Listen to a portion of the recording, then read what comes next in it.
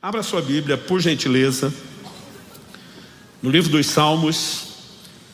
E o nosso texto inicial, que vai ser o ponto de partida e vai dar o tom da nossa conversa, da nossa reflexão, é o Salmo 7. Eu quero ler dos versos 8 até o 13. O texto sagrado diz assim, Salmo 7, de 8 a 13. O Senhor julga os povos. Julga-me, Senhor, segundo a minha justiça e segundo a integridade que há em mim. Que cesse a maldade dos ímpios. Fortalece o justo, pois sondas a mente e o coração, ó Deus justo. Deus é o meu escudo. Ele salva os retos de coração. Verso 11. Deus é justo juiz. Deus que sente indignação todos os dias. Vou fazer uma pausa e pedir para você repetir comigo. Diga comigo, Deus é justo juiz. Gente, quando vocês falam forte na primeira, eu não sei o que fazer, porque eu fico esperando para pedir e repetir a segunda vez. E vocês me surpreenderam hoje. Então, só para eu conseguir imaginar o que é que eu faço agora, vamos falar de novo. Deus é justo juiz. Deus é justo juiz. Melhorou. Se continuar insistindo, vocês vão gritar. Ótimo. Isso é só para a gente fixar. Deus é justo juiz. Deus que sente indignação todos os dias. Se alguém não se converter, Deus afiará sua espada. Já armou e deixou pronto seu arco. Para ele já preparou armas mortais. Fez as suas setas inflamadas. Eis que o ímpio está com dores de iniquidade. Concebeu a maldade e dá luz à mentira. Abre e aprofunda uma cova e cai nesse mesmo poço que faz. A sua maldade recai sobre a cabeça e sobre o próprio crânio desce a sua violência. Antes de mais nada, eu quero tomar essa frase do verso 11 que nós repetimos, Deus é justo juiz, e quero destacar como tema da minha mensagem hoje, o justo juiz. E eu quero chamar a sua atenção para alguns fatos que o salmista aqui aborda. No verso 8, ele diz que Deus julgará as nações, ou seja, ele é juiz de todos, não apenas de indivíduos, mas de toda a coletividade, não apenas a humanidade, mas também nações. Mas no verso 8, ele também faz a seguinte afirmação, julga-me, Senhor. Então aquele que é juiz de todos, também é o juiz de cada indivíduo isoladamente. No verso 9, ele diz que o Senhor sonda mentes e corações. Ou seja, não apenas ele é juiz em relação às nossas obras, mas inclusive sobre as nossas intenções, os nossos motivos. O verso 11 tem a afirmação principal que tomamos como título, chamando Deus de justo juiz. O verso 12 fala de uma verdade importante, que Deus não julga antes de oferecer oportunidade de arrependimento. O verso 12 diz, se alguém não se converter, Deus afiará sua espada. E a espada aqui é figura de juízo. Mas antes de exercer juízo, ele sempre oferece misericórdia e um chamado ao arrependimento. Mas dos versos 14 a 16, a Bíblia nos mostra parte da natureza desse julgamento. Como veremos, existe juízo imediato, mas existe juízo futuro. Quando falamos do futuro, outra conversa. Quando falamos do imediato, esses versos 14 a 16 mostram que os injustos, os ímpios, colherão aquilo que plantam. Então ele usa várias expressões. Diz que o ímpio está com dores de iniquidade. Ou seja, o que ele está sofrendo é resultado do seu pecado. Ele diz, concebe a maldade, dá luz à mentira. Abre e aprofunda a cova, mas cai no mesmo poço que faz. A sua maldade recai sobre a sua cabeça. Em outras palavras, parte de como o justo juiz age, retribuindo as pessoas agora, diz respeito a uma lei, um princípio imutável que ele estabeleceu, que nós chamamos da lei da semeadura e ceifa. Mas, condensando todas essas declarações, e para não tratá-las uma a uma, para que a coisa não fique não apenas longa demais na nossa abordagem, mas que a gente consiga ter a capacidade de resumir, eu queria simplificar o que nós vamos abordar em 3 tópicos. O primeiro é te mostrar que é parte da doutrina bíblica, a visão de que Deus é juiz. A Bíblia apresenta Deus como juiz. Não apenas um adjetivo, mas evidentemente esse rótulo bíblico fala de uma ação divina. Ou seja, há uma ênfase em quem Deus é e naquilo que Deus faz. Em segundo e terceiro lugar, nós vamos pegar os desdobramentos do Deus que é juiz. O primeiro deles, nós temos 2 desdobramentos. O primeiro deles será o nosso segundo tópico. Deus nos fará justiça. Em momentos onde injustiçados clamamos a Ele, e Ele vai nos socorrer, Ele vai nos defender.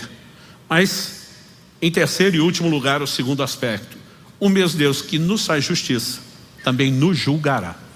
Porque não tem como Ele apenas ser o juiz que me defende da injustiça de alguém, mas que não defende o outro da injustiça que eu lhe faço. E nós precisamos dessa visão. Todo esse volume de informação, e acredito, nós vamos resumir muito, não está na Bíblia, né, sem propósito. A Escritura mesmo nos apresenta esse entendimento. Tudo quanto foi escrito para nosso ensino foi escrito. E depois de construir a visão de que Deus é juiz, de que Ele nos faz justiça e nos julga, a gente tenta concluir aqui com aquilo que de prático, né, podemos tirar e extrair em relação à nossa caminhada em Deus do dia a dia. Então, eu quero começar pelos textos, e eu quero muito mais ler do que apenas explicar, porque os textos falam por si mesmos, né? E ainda que não seja exaustivo, não use todos os textos, eu quero que você perceba que a Bíblia fala mais do assunto do que às vezes a gente percebe. Eu quero começar dos textos que enfatizam Deus como juiz. Vou começar de uma oração feita por Abraão, quando ele está intercedendo por Sodoma e Gomorra antes da destruição, questionando a Deus: se houver tanto justo, o Senhor vai destruir a cidade com o justo? Eu disse não. E ele vai mudando a quantidade. Mas num determinado momento, Gênesis 18, 25, Abraão diz assim: longe de ti fazeres tal coisa, matar o justo com o ímpio, como se o justo fosse igual ao ímpio. Longe de ti. Será que o juiz de toda a terra não faria justiça?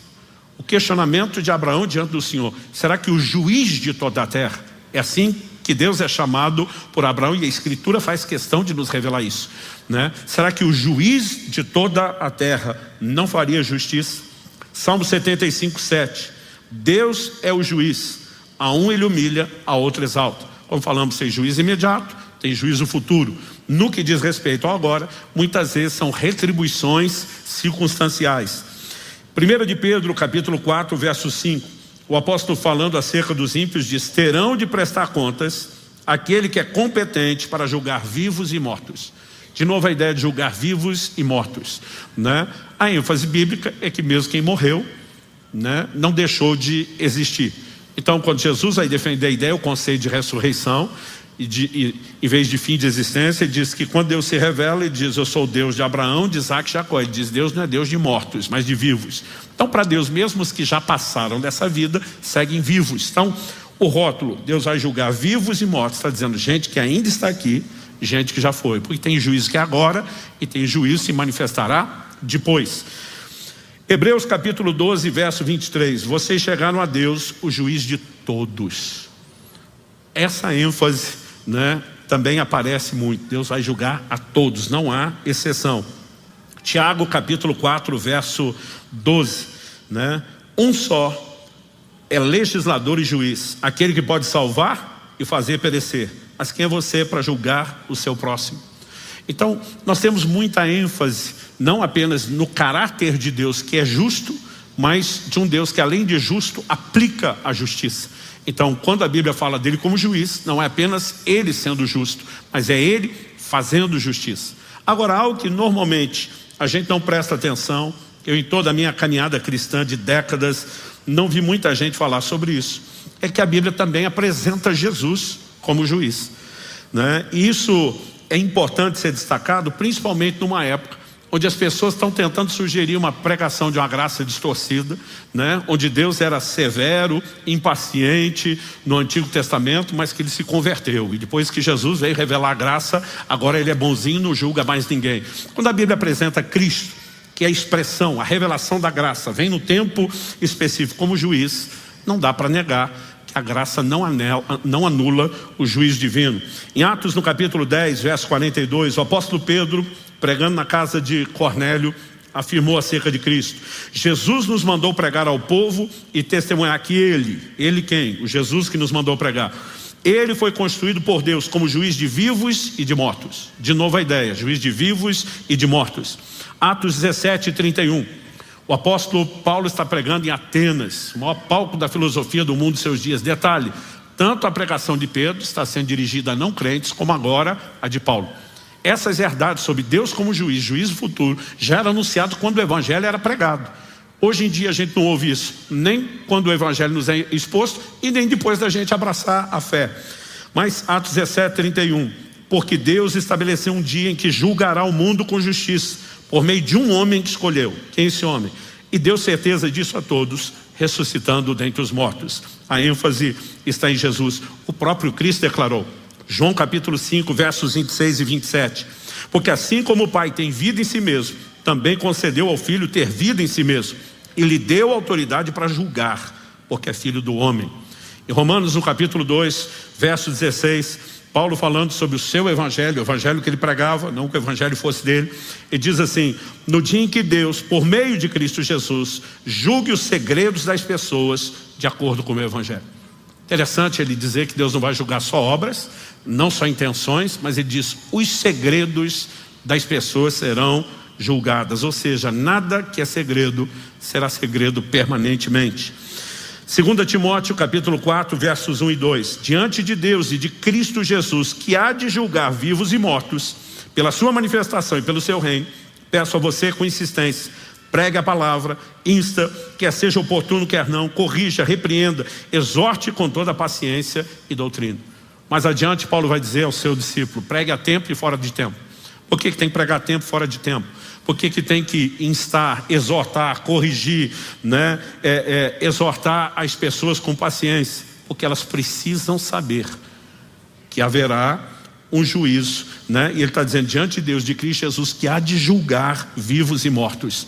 Pregue a palavra, proclame essa verdade. Então, nós precisamos reconhecer esse elemento ligado não apenas ao atributo de Deus de um ser justo, né, mas de como ele vai aplicar a sua justiça.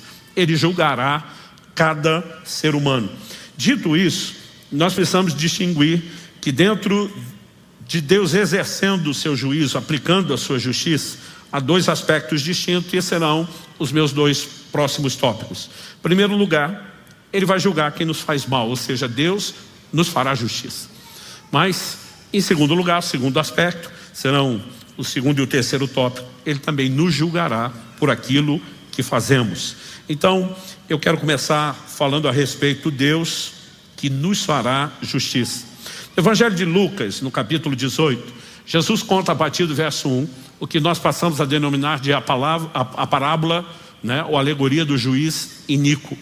Depois de falar de um juiz que acaba atendendo uma mulher pela sua insistência, mas não porque ele tivesse nenhum padrão de justiça, ele é chamado de iníquo, mas só para se livrar do incômodo, né? Jesus que está fazendo não uma comparação, mas um contraste com Deus que é justo, diferente do juiz que é ímpio.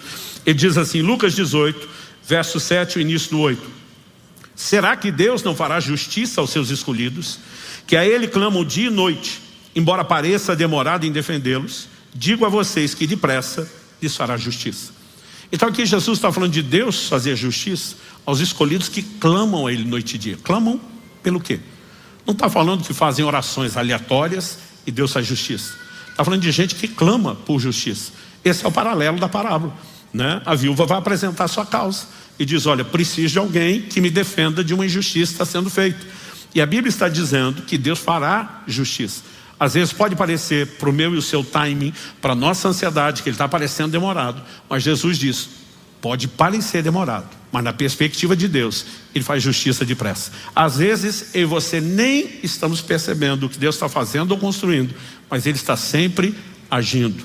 E o próprio Jesus nos apresenta esse conceito, né, de que temos um Deus que nos faz justiça. Quando você olha para a história de Davi, evidente que Deus havia rejeitado Saul, a quem ele estabeleceu como rei sobre Israel, por conta do pecado, da rebeldia, da desobediência de Saul. Deus anuncia que iria substituí-lo, e Saul começa a encher de ciúmes em relação ao escolhido de Deus que tomaria o seu lugar, que era Davi. E ele começa a perseguir Davi, tentando matá-lo. Davi nunca fez nada, nenhum tipo de mal a Saul, não fez nada para merecer aquilo, mas por conta do ciúme, da inveja de Saul. Agora a vida dele está em risco, ele está fugindo. Há um momento que os dois se encontram, haviam tentado convencer Davi de matar Saul, e diz, de modo nenhum eu vou tocar no ungido do Senhor, isso é problema de Deus, quem resolve isso é Deus. E olha o que ele fala para o próprio Saul. 1 Samuel 24:15, que o Senhor Deus seja o meu juiz e julgue entre nós dois, que ele examine e defenda a minha causa, me faça justiça e me livre das mãos do rei.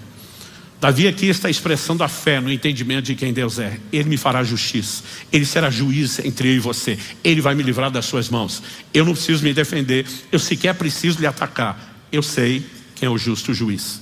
E várias vezes nós temos esse tipo de relato incluído na escritura, não de forma aleatória, mas intencional, para que a gente tenha um entendimento, né? Entendimento de quem Deus é e que aquilo que ele faz é uma extensão daquilo que ele é. O profeta Jeremias, que para anunciar, né, e condenar o pecado do povo, para proclamar as consequências que viriam, agora está sendo ameaçado de morte pelos líderes, pelos governantes, pelos religiosos dos seus dias.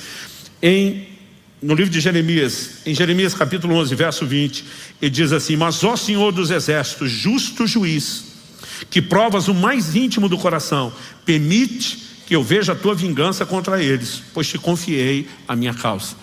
Né? Basicamente ele está dizendo: eu espero que o Senhor expresse aquilo que o Senhor é e sabe fazer bem, né? Que o Senhor vá para cima deles e defenda a minha causa, né? Isso não significa que a gente vai carregar nenhum espírito vingativo. Daqui a pouco vou falar um pouco, né, mais sobre isso, mas fala de uma atitude de confiar num Deus que é justo a ponto de defender a nossa causa quando nós estamos sendo injustiçados. Quem está entendendo, diga amém.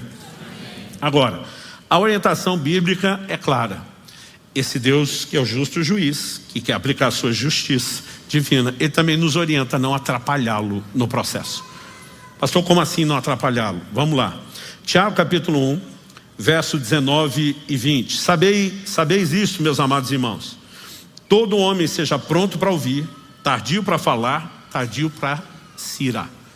Normalmente é o contrário, né? A gente é pronto para falar, a gente é pronto para irar, mas tardio para ouvir. Ele está dizendo: pega leve, ouça, processe, segura o que você quer falar, o seu sentimento. Mas depois de dizer isso, ele entra com uma explicação. Nós temos aqui no verso seguinte, o 20, ele começa com a palavra porquê, uma conjunção explicativa. É o elo de ligação entre o raciocínio que está sendo construído e a explicação que vem depois. Verso 20, né, de Tiago 1, ele diz: porque a ira do homem não opera a justiça de Deus. Basicamente ele está dizendo: se você se irar e quiser resolver as coisas, você está excluindo o justo juiz do processo. Concordam com isso as palavras de Paulo, que escrevendo aos Romanos, ele diz no capítulo 12, no verso 11: meus amados, não façam justiça com as próprias mãos, mas deem lugar à ira de Deus, pois está escrito: a mim pertence a vingança, eu é que retribuirei, diz o Senhor. Tem muito crente, eu falo isso depois de pelo menos 31 anos de pastorado, que eles têm uma dificuldade enorme com o perdão por causa do seu senso de justiça. Eu vejo muita gente reclamando, protestando: a pessoa fez o que quis e agora fica por isso mesmo. Eu falei: não, a Bíblia não está dizendo que fica por isso mesmo. A Bíblia está dizendo que você se ira se você tenta fazer justiça. A justiça de Deus não vai ser operada. Aí você está por conta num padrão limitado de justiça. Mas quando você prefere entregar ao justo juiz e não se mete, não atrapalha, ele é que vai agir. O fato de que você perdoa alguém e não deixa que o que a pessoa fez destrua essas emoções, não significa que Deus não vai tratar as coisas com justiça. Quem está entendendo? E nós precisamos saber sair de cena e dizer: Deus é contigo, né? Nós precisamos aprender a importância de crer e nos entregar ao justo juiz, aquele que julga retamente. Olha o que o apóstolo Pedro diz, 1 de Pedro, capítulo 2, de 21 a 23. Para isto mesmo vocês foram chamados, pois também Cristo sofreu no lugar de vocês, deixando exemplo para que vocês sigam os seus passos. Você pode repetir isso comigo? Diga: deixando exemplo para que vocês sigam os seus passos. Então nós sabemos que Cristo é o nosso referencial, o nosso modelo, é o padrão de caráter e de comportamento. O cerne do Evangelho nos remete exatamente a isso. 1 de João, né, capítulo 2, verso 6, quem diz estar nele deve andar como ele andou. Filipenses 2,5, tende em vós o mesmo sentimento que houve também em Cristo Jesus. 1 Coríntios 11:1, sede meus imitadores, Paulo diz, como eu sou de Cristo. Cristo é o padrão, é o modelo. E aqui o apóstolo Pedro está nos orientando, né, e dizendo que ele deixou o exemplo para a gente seguir os seus passos. Que exemplo ele está falando aqui? Ele diz: vocês foram chamados, porque também Cristo sofreu. Ele está falando de exemplo de sofrimento. Agora, que sofrimento? está falando do sofrimento da cruz para a redenção dos pecados dos outros? Não, isso eu e você não podemos fazer. Não tem chance da gente ir para uma cruz como ele foi para querer expiar os outros. Então que sofrimento é esse? Os versos seguintes explicam. Vamos lá, 22. Ele não cometeu pecado. Nós sabemos que em momento nenhum Cristo pecou. Mas do que ele vai falar agora? Diz assim, nem foi encontrado engano em sua boca. Outra versão diz dolo. Como assim pecado na boca? Verso 23. Pois ele, quando insultado, não revidava com insultos. Quando maltratado, não fazia ameaças, mas se entregava àquele que julga retamente. É nisso que Cristo está sendo apresentado como modelo. Quando difamado, não retribuía com difamação. Quando maltratado, não retribuía maltratando. Significa por isso, que fica por isso mesmo? Não. Significa que ele dizia, eu não preciso exercer justiça. Eu me entrego ao que julga retamente. São verdades que nós precisamos entender, confiar e aprender a viver. Há um tempo atrás, eu estava reunido com um grupo de pastores, amigos próximos. E por conta de uma série de informações, um olha para mim e diz, não vai falar nada? Eu falei, não. Ele olhou para mim e falou, quem cala consente. Eu falei, você vai fazer de um ditado popular algo absoluto que rege sua vida espiritual? Eu falei, eu prefiro ficar com a Escritura. A Bíblia diz que Cristo é o meu modelo. Que ele, quando difamado, não retribuía com difamação. Que ele não fazia ameaça a ninguém. Se entregava ao que julga retamente. Agora eu sou errado por obedecer Jesus, não me defender? De alguma forma nós estamos abraçando padrões que não fazem o menor sentido para quem é regido por esse código de conduta. Daqui a pouco nós também vamos falar do inverso. De que Deus vai nos julgar. Então assim, nós vamos cometer a insanidade de achar que qualquer má intenção, qualquer coisa, qualquer mentira, qualquer prática pode ficar escondida, escapar dos olhos do justo juiz, sem chance. Agora eu e você somos chamados a entender que nós precisamos dar espaço para ele. E para dar espaço para ele nós não podemos interferir ou atrapalhar. Quem está entendendo? Isso não significa que nunca, ninguém, jamais possa ter qualquer tipo de defesa. Eu lembro de uma ocasião em que alguém falou, mas o senhor já viu Paulo falando, ele mesmo usando essas palavras, a minha defesa diante das pessoas? Eu falei, não só ouvi-lhe isso, eu te digo onde dá. 1 Coríntios, capítulo 9, de 3 a 5, ele diz assim, a minha defesa diante dos que me questionam é essa. Será que nós não temos o direito de comer e beber? Será que não temos o direito de levar conosco uma mulher crente como esposa, como fazem os demais apóstolos, irmãos do Senhor e Cefas, é o termo aramaico para Pedro? Ou será que somente eu e Barnabé não temos o direito de... Ou será que somente eu e Barnabé temos de trabalhar para viver? Agora, Paulo está dizendo, minha defesa para com os que me questionam. Gente que chega perto e pede explicação, ele diz, eu posso me explicar. Agora, não preciso ficar retribuindo difamação pública, né? E muito menos acreditar, gente, em tempos modernos. Nós precisamos parar de acreditar que o fórum de discussão das coisas seja internet para tudo que se faz. Nós temos um justo juiz. Se necessário, existem parâmetros de um tribunal humano. E a gente não precisa tornar tudo quanto é causa pública. Eu fico aborrecido de ver o quanto o cliente quer ficar discutindo as coisas na internet, de tudo que acontece. E achando que quem não faz é porque está devendo ou escondendo alguma coisa. Os parâmetros bíblicos são outros. E nós precisamos ser regidos por aquilo que a palavra de Deus diz e ensina. Quem está entendendo? Agora, nós temos um momento onde Paulo vai bater o pé em relação a dizer, me tratem com os meus direitos de cidadão romano e não passem por cima disso. Isso também não está na Bíblia à toa. Quando foi que isso aconteceu? Em Atos 16, Paulo está pregando na cidade de Filipos. Ele expulsa um espírito de adivinhação de uma certa mulher, que a Bíblia diz que enquanto debaixo da influência daquele espírito adivinhando dava grande lucro aos seus senhores. Os caras ficam doidos, movimentam os magistrados da cidade, que fazem um julgamento sumário, né? Não apenas vão açoitar Paulo e Silas, mas os prendem sem nenhum tipo de julgamento. Depois chega a notícia para Paulo. Atos 16, vou ler de 36 a 39, diz assim, então o carcereiro comunicou isso a Paulo dizendo, os magistrados ordenaram que vocês fossem postos em liberdade, portanto vocês podem sair, vão em paz. Paulo, porém, lhes disse, sem ter havido processo formal contra nós, nos açoitaram publicamente, nos jogaram na cadeia, sendo nós cidadãos romanos. Querem agora nos mandar embora, sem maior alarde, tipo na surdina, sem retratação, nada disso.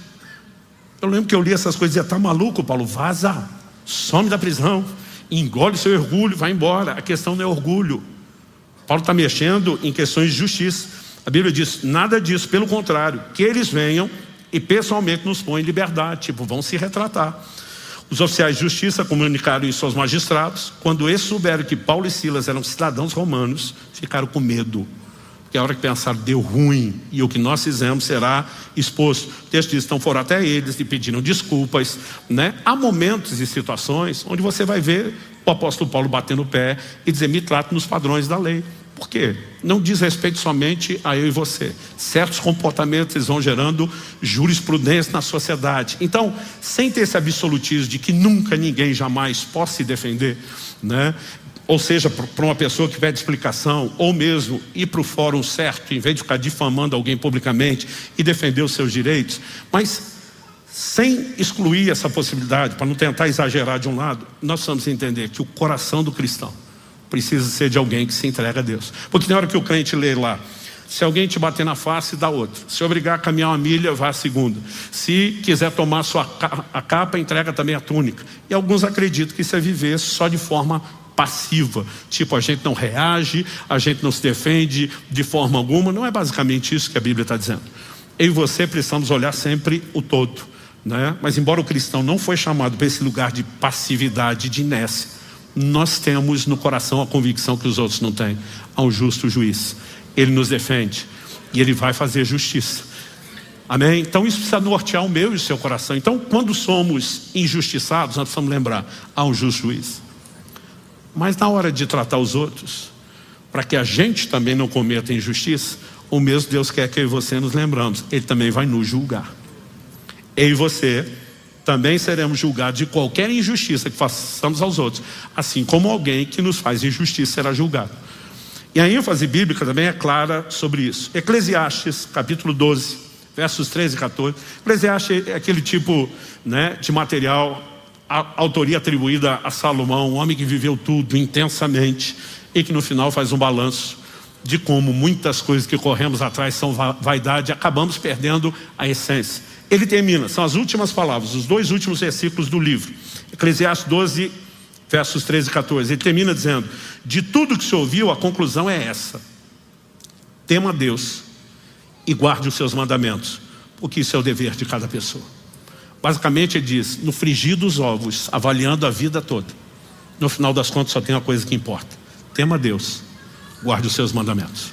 Esse é o dever de cada pessoa. Verso seguinte, por quê?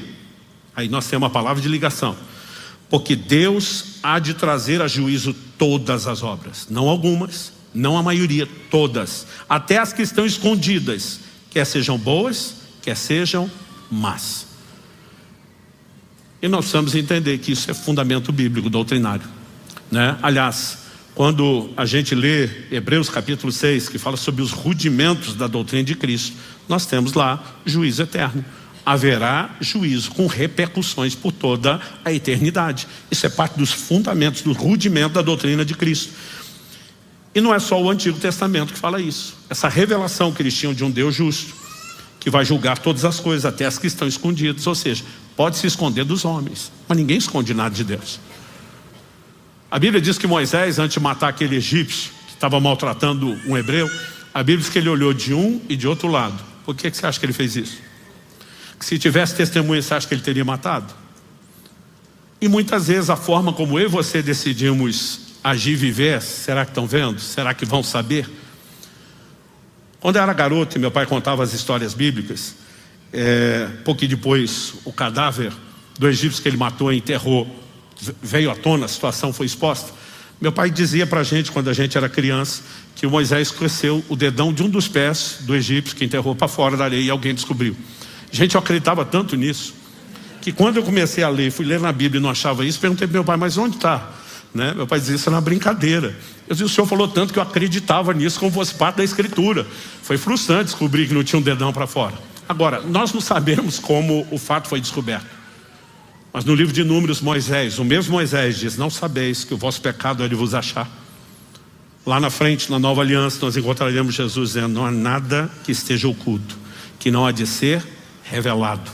Não há segredo, não há nada que vai permanecer escondido.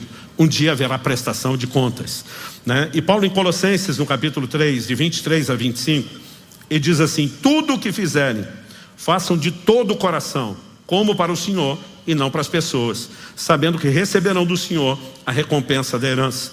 É a Cristo Senhor que vocês estão servindo. E quem fizer injustiça, receberá em troca a injustiça feita. E nisto ninguém será tratado com parcialidade. Se você olhar os versículos anteriores, Paulo está falando da maneira como os servos deveriam servir os seus senhores.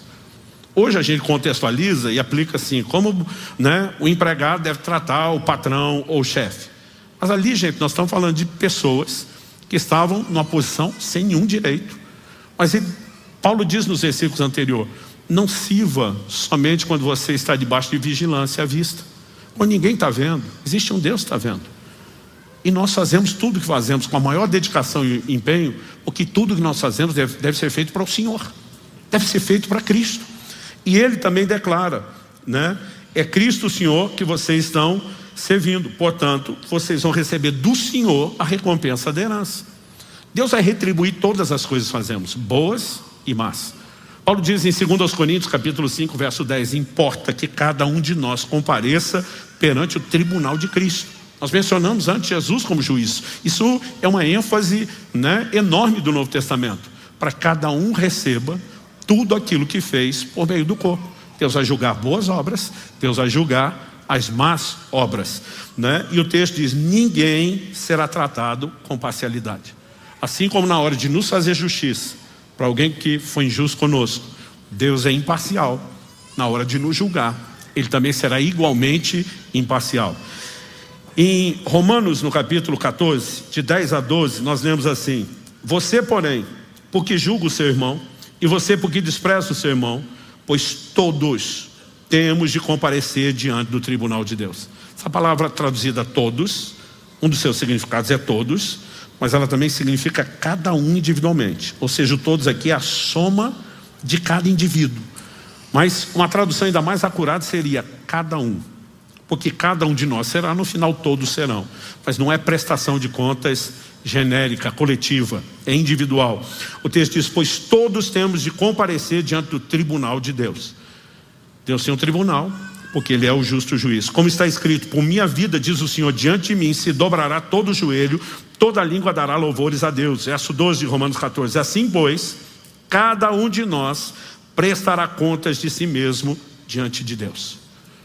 Hebreus capítulo 4, verso 13. Não há criatura que não seja manifesta na sua presença. Pelo contrário, todas as coisas estão descobertas e expostas aos olhos daquele a quem temos de prestar contas. Não só a Bíblia está enfatizando, haverá prestação de contas, né? Mas a Bíblia diz, não tem uma criatura que não seja manifesta, revelada na presença dele. O texto insiste e diz todas as coisas. Uma tradução mais antiga diz nuas e patentes. Todas as coisas estão descobertas e expostas aos olhos daquele a quem vamos prestar contas. Quando Moisés olhou de um e de outro lado, ele estava pensando, ninguém está vendo. Se ninguém está vendo logo, como preguei no final do ano passado, dá nada não. Agora, se eu e você acordássemos a cada santo dia, pensando, tudo que eu faço está sendo vigiado, filmado, você acha que mudaria a sua maneira de se comportar? Pois eu quero te dizer que a cada dia você está sob vigilância.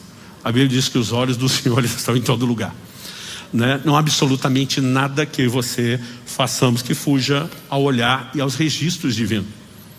Eu lembro quando ainda adolescente, eu fui muito impactado por uma história de um certo ministro que havia tropeçado, cometido um certo pecado. E ele foi chamado pela liderança dele para um momento de conversa. Eles disseram, olha, nós sabemos que você está envolvido nesse tipo de prática. Nós sabemos que não é uma única vez. E nós queremos restaurá-lo, nós queremos recuperá-lo. Mas não existe a menor chance de você ser restaurado espiritualmente sem admitir o que fez. E nós estamos te chamando para dar oportunidade. Ele dizer, não fiz nada. Ele dizer, nós sabemos que fez. Ele ainda cinicamente disse, se por acaso eu realmente tivesse feito, ainda negando, vocês não teriam a menor condição de provar. E quando ele disse isso, um dos líderes presidia a reunião e falou, é aí que você se engana. E eu imagino a cena dramática que foi aquilo. Alguém entra na sala de reunião com um rackzinho desses com roda móvel, que tinha uma televisão, na época a televisão era grande e pesada de tubo. Tinha uma televisão, um aparelho, né, de videocassete. E alguém colocou uma fita de uma gravação que ele não sabia que existia, expondo tudo o que ele tinha feito, né? Eu imagino o choque, e nem tinha muita audiência, era uma equipe pequena e reduzida. Mas eu lembro que depois dessa história, eu ficava pensando no tribunal de Deus, quando um dia todos vamos estar lá. E de alguma forma a Bíblia não fala isso, mas eu passei a acreditar que ia ter um telão. Meus filhos um dia disseram: pai, você fez a gente acreditar que ia ter telão. Eu falei: eu nunca disse que ia ter telão. Quando a Bíblia fala dos registros, fala: abriram-se os livros. Era a linguagem deles. Na época era tudo registrado à mão. Eu falei: imaginei o registro da nossa época em vídeo. Pode ser que quando nós chegar lá, a tecnologia vai ser surpreendente. Vai ser um holograma em 3D completo, né? Você virando a tela, enxergando de todos os ângulos. Mas haverá prestação de contas. Nada ficará oculto. E aí precisamos ser norteados por esse tipo de entendimento. Ou seja, não é apenas tratar bem alguém, preocupado com o que as pessoas estão vendo ou pensando. É aí você a cada dia lembrando, há um Deus que está vendo todas as coisas. E o nosso maior desejo deveria ser de agradá-lo. Mas além do desejo de agradá-lo, como eu preguei no final do ano passado, quando falei aqui do danada não, nós precisamos do temor de Deus. É por isso que o livro de Eclesiastes diz, né, de tudo que se ouviu, a conclusão é essa: tema a Deus. Por que ao longo das escrituras ele está revelando que vai nos julgar? Porque ele quer que a gente ande com essa consciência.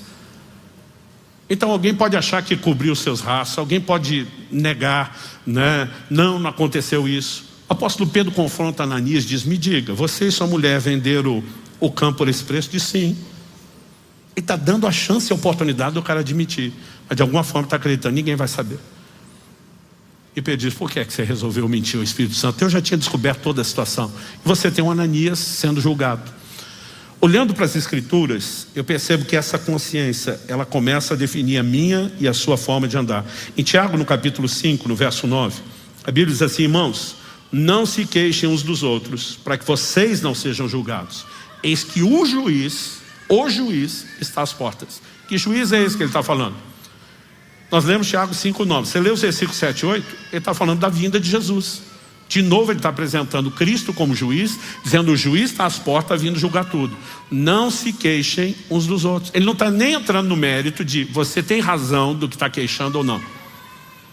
Normalmente quem se queixa acha que tem razão.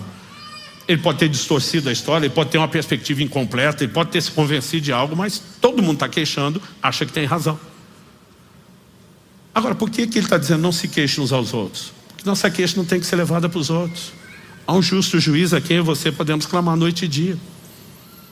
E muitas vezes nós simplesmente usamos o direito de sermos defendidos por um Deus que é justo para quebrar outros princípios dele, praticando a difamação. Outro dia uma pessoa falou para mim: eu não te entendo. Fulano vive falando mal de você e eu sempre vejo você falando bem dele. Eu falei: o que fulano faz revela o que ele é. O que eu faço precisa revelar quem eu sou.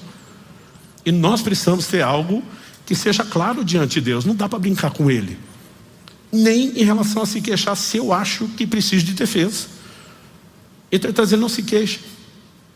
Algo que mexeu muito forte comigo anos atrás, o Espírito Santo um dia me fez pensar as coisas no ângulo que eu não tinha olhado. Ele me fez parar para pensar e trocar de lugar. Se eu tivesse no lugar de Deus, tivesse que enviar meu filho Jesus à terra, chegaria como um garoto que precisaria de um pai adotivo, que o orientasse, que o educasse, que fosse modelo e padrão. Quais seriam as virtudes que eu esperaria nesse pai? Quando pensei nisso, eu peguei uma folha de papel, fui fazendo colunas. Gente, eu enchi a folha toda, todas as colunas, com adjetivos, com boas qualificações, do que eu procuraria, né, encontrar naquela pessoa que seria o meu representante, que seria o pai do meu filho na terra, se eu tivesse olhando para a importância do plano de redenção e pensando nisso.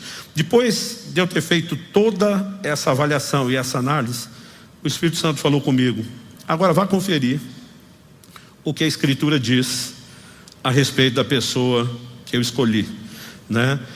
Mateus capítulo 1, verso 19 diz assim: José, com quem Maria estava para se casar, sendo um homem justo e não querendo difamá-la, resolveu deixá-la sem que ninguém soubesse. O cara está noivo, mas descobre que a mulher está grávida. Você acha que a primeira coisa que passou na cabeça dele? Obra do Espírito Santo. Isso nunca aconteceu nem antes nem depois. O cara vai supor isso. Primeira coisa que ele pensa: me trollaram, me passaram a perna, bola nas costas, chame como quiser. Agora, pela lei de Moisés, se ele expõe e diz, a mulher está grávida, e eu não sou o pai, porque nem poderia ser pai, nós nem casamos, Maria poderia ser executada, apedrejada em público. A Bíblia diz que ele resolve deixá-la secretamente. Não vou expor a maldade que eu acho que ela fez. Por que ele agiu assim? A Bíblia diz porque era um homem justo. Deus me disse, essa é a minha lista para o homem que eu escolhi. Uma das coisas que Deus mais valorizou, talvez esteja entre as que nós menos valorizamos, porque a gente gosta de ter a linguinha bifurcada, de destilar o veneno no canto da boca e fritar todo mundo, principalmente se a gente achar que foi injustiçado. Esse homem mesmo se sentindo assim, diz, alguém que julga retamente. Eu preciso manter um coração alinhado com o justo juiz. Quem está entendendo? Isso é evangelho, gente. E nós precisamos entender e praticar esse tipo de coisa. E à medida que a gente vai compreendendo essa visão de Deus como justo juiz, né, nós precisamos quero falar uma última coisa aqui, entender o que falei várias vezes desde o início. Tem juízo imediato e tem juízo futuro. Em 1 Timóteo, capítulo 5, versos 24 e 25, o apóstolo diz assim, os pecados de alguns são notórios, mesmo antes do juízo. Está falando de um juízo final. Mas os de outros só se manifestam mais tarde. Do mesmo modo também as boas obras se evidenciam. E aquelas que ainda não são evidentes, ainda não são manifestas, não poderão ficar escondidas. Então não é só coisa ruim que não vai ficar escondida. Toda boa obra que foi feita em segredo, onde as pessoas agiram de maneira que uma mão não saiba o que a outra está fazendo e não fizeram publicidade, também não vai ficar em segredo.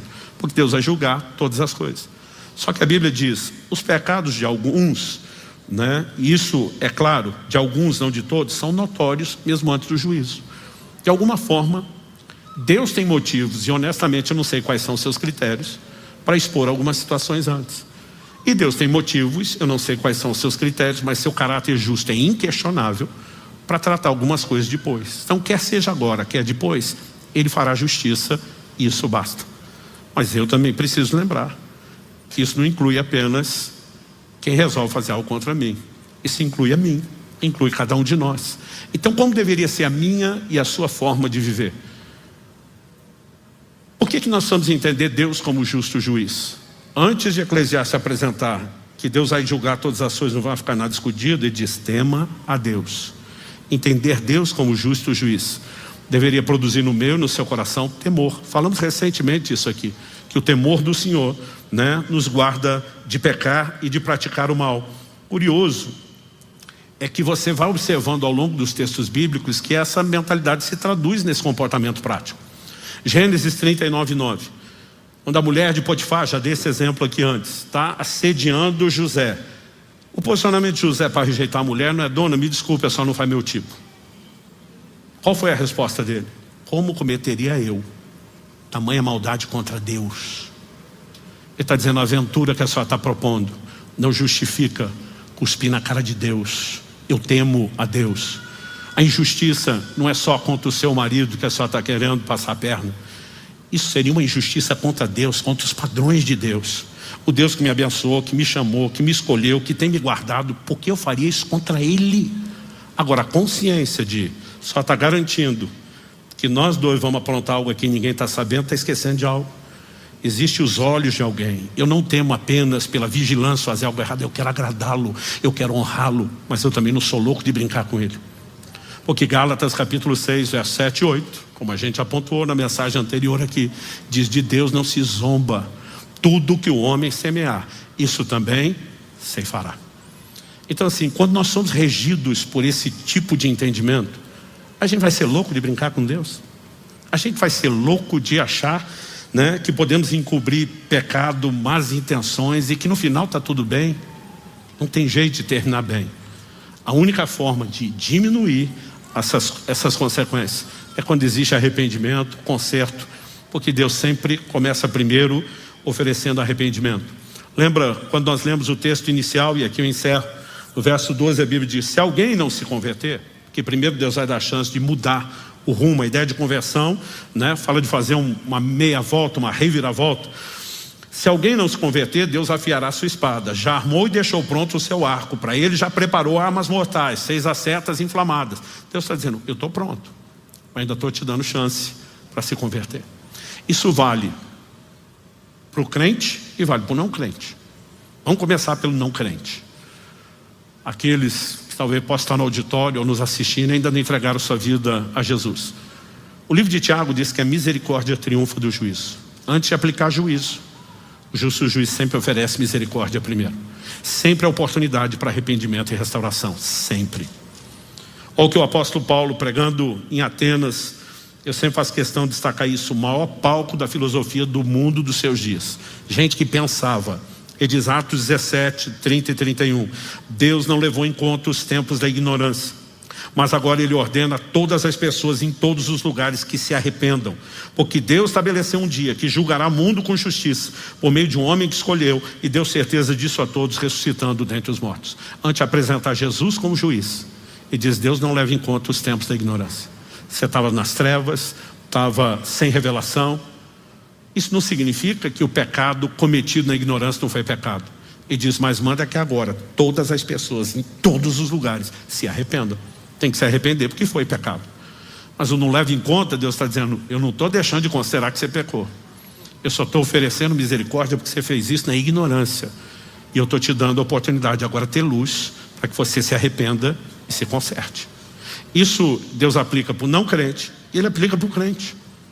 Outro texto que eu apresentei aqui, vou repetir intencionalmente, né? Tem coisas que a gente faz aqui intencionalmente, ficar batendo na mesma tecla para ajudar no processo didático de aprendizado. O apóstolo Paulo escreve aos Filipenses, diz, eu não me canso de vos dizer as mesmas coisas. O livro de Hebreus diz, importa que nos apeguemos com mais firmeza às verdades ouvidas. Como qualquer pai e mãe, sabe que educar filho, você não adianta apenas falar uma vez, porque o que ele precisa não é de informação, ele precisa de ênfase até que ele abrace aquilo, incorpore aquele princípio e aquele valor na conduta dele. No reino de Deus não é diferente. Então me permita intencionalmente ser repetitivo. Carta ao anjo da igreja de Tiatira, em Apocalipse 2. O Senhor, se dirigindo à mulher, a que ele denomina, chama ela como Jezabel, dei-lhe tempo para que se arrependesse. Porém ela não quer se arrepender da sua imoralidade.